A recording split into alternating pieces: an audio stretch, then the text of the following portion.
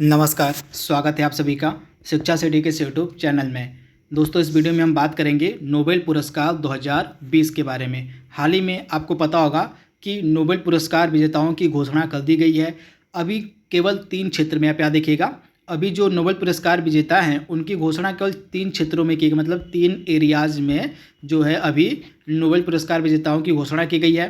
पहला एरिया आपका फिजिक्स का है, फिजिक्स के विजेताओं की घोषणा कर दी गई है।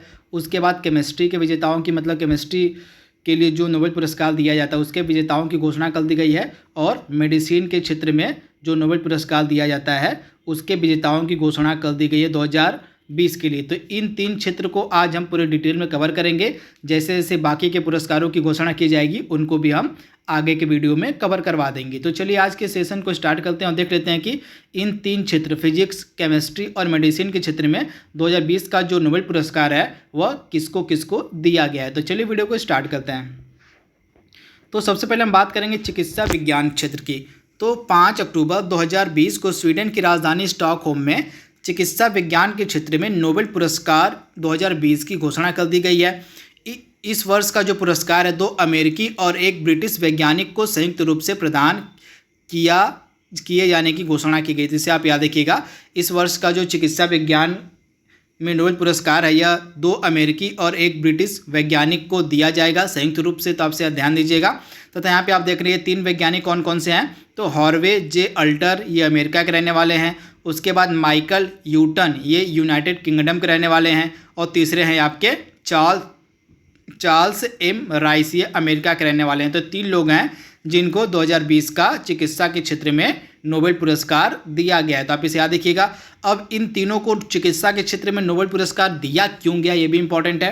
तो इनको दिया गया है, इन्हें जो यह पुरस्कार है हेपेटाइटिस सी वायरस की खोज के लिए प्रदान किया जाएगा। आप याद रखिएगा, चिकित्सा के क्षेत्र में इन तीनों को जो यह पुरस्कार है हेपेटाइटिस सी वायरस की खोज के लिए दिया जाएगा। हेपेटाइटिस सी वायरस की खोज के बाद खून का परीक्षण और ज़रूरी दवाइयों का जो निर्माण है वह संभव हुआ है, जिससे कई लोगों की जान बच गई है। तथा इसी खोज के कारण ही, हेपेटाइटिस सी वायरस की खोज के कारण ही इन तीनों को जो है चिकित्सा के क्षेत्र में 2020 का जो है नोबेल पुरस्कार दिया जा रहा है। तो इसे आप याद रखिएगा, इन 3 वैज्ञानिकों का नाम आपको याद रखना है तथा किस खोज के लिए इनको दिया जा रहा है इसे आपको याद रखना है। अब हम बात करेंगे रसायन विज्ञान के क्षेत्र में किसको किसको दिया गया है।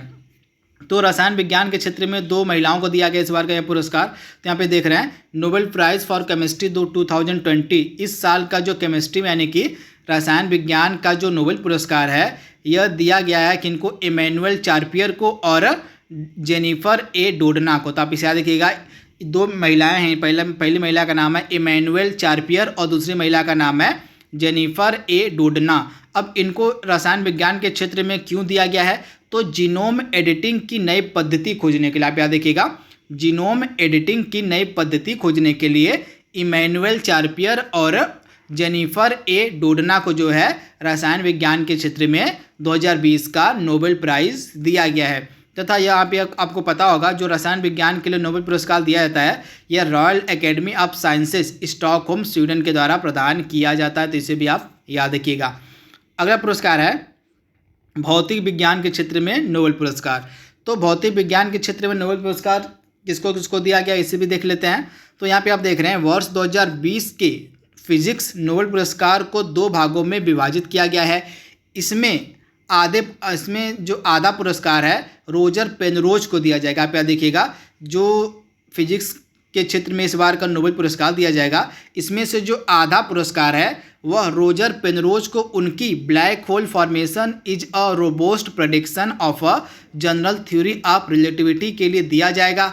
तो इसे आप ध्यान दीजिएगा, इनका नाम है रोजर पेनरोज तथा इनकी एक थ्योरी है जिसका नाम है ब्लैक होल की उत्पत्ति सापेक्षता के सामान्य सिद्धांत का एक मजबूत पूर्वानुमान खोज के लिए जो है रोजर पेनरोज को आधा पुरस्कार दिया जाएगा फिजिक्स के नोबेल क्षेत्र का। तथा बाकी का जो आधा पुरस्कार बचेगा वे 2 लोगों में विभाजित किया जाएगा। ये 2 लोग कौन कौन से हैं, तो आप देख रहे हैं बाकी का जो आधा भाग है फिजिक्स के नोबेल पुरस्कार का 2020 का यह दिया जाएगा 2 लोग को। इनका नाम है रेनहार्ड गेंजल और एंड्रिया घेज। इनका नाम आप याद रखिएगा, रेनहार्ड गेंजल और एंड्रिया घेज को जो है बाकी का जो आधा पुरस्कार बचेगा आपका फिजिक्स का नोबेल पुरस्कार, वह 2 लोगों में विभाजित किया जाएगा। रेनहार्ड गेंजल और दूसरे व्यक्ति हैं एंड्रिया घेस। तो इनका नाम आपको याद रखना था। इन दोनों को किस खोज के लिए दिया जा रहा है?